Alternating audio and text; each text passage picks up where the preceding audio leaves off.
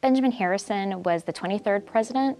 He was a weekly attendant of prayer groups, a Sunday school instructor, and a church elder, and was so until he died in 1901. His second wife, Mary Lord Harrison, decided that she was going to pay tribute to her husband by commissioning a memorial window.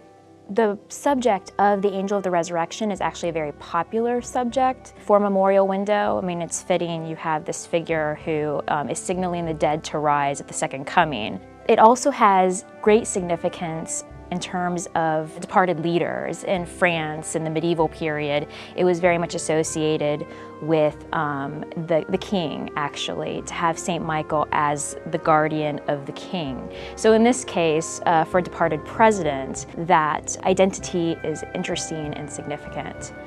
One of the reasons why I was drawn to this work is because it's a highlight of our collection. However, looking at its registration file, I could see that we didn't have any information on the designer of the window. Most of the designers at Tiffany Studios were just kind of hiding behind or almost eclipsed by this giant figure of Tiffany, who was really, at this point, more of an entrepreneur. He was more artistic director, but he really wasn't involved in the design process so much.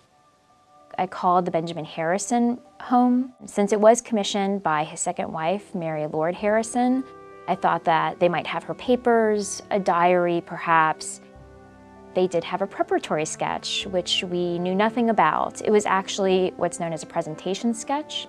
It would have been produced by the designer, and they would have sent it to Mrs. Harrison. You could see on the sketch that the initials of the designer, F.W. Frederick Wilson, was there.